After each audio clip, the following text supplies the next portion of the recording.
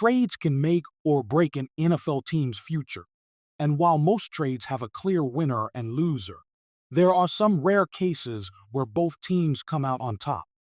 Like back in 2004, when the Giants and Chargers made a deal so monumental that it forever altered the landscape of the NFL.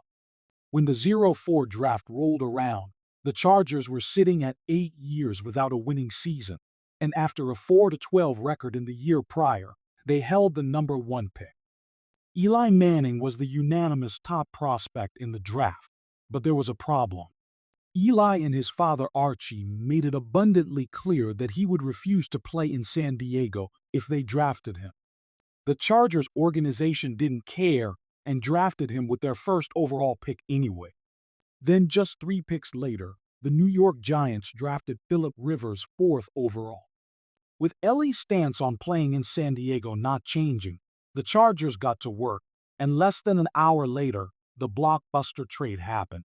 Eli Manning for Philip Rivers, a 3rd-round pick, and a 2005 1st and 5th-round pick.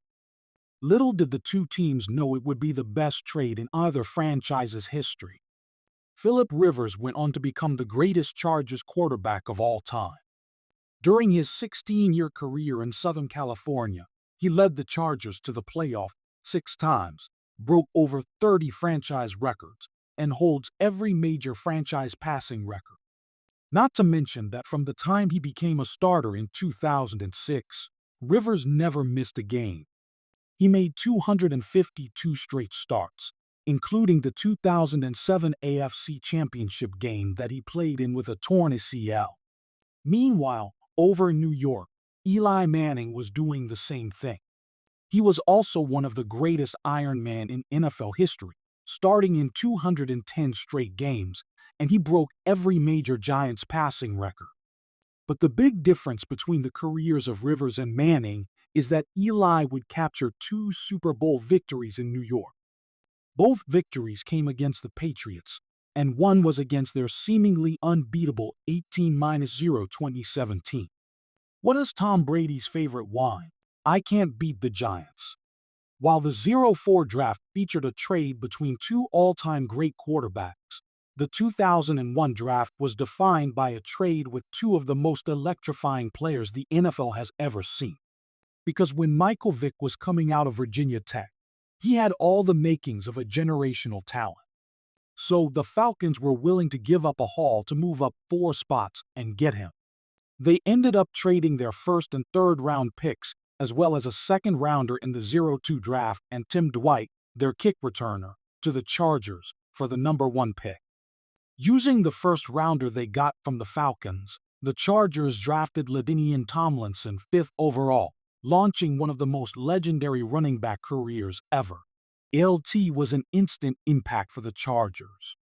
In his rookie year, he scored 10 touchdowns and started a streak of 1,200-plus rushing yard seasons that went on for 7 years straight. In the 2006 season, he put together one of the greatest running back seasons of all time.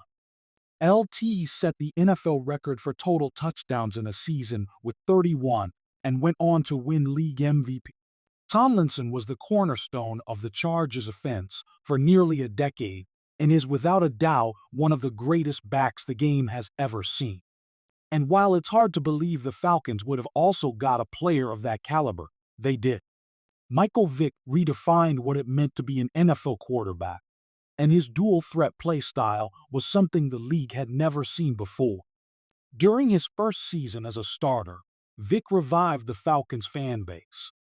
He threw for nearly 3,000 yards and rushed for 777, but most impressively, he led Atlanta back to the playoffs for the first time in 4 years. He would go on to set the single-season record for quarterback rushing yards in his final season in Atlanta, with 1,39.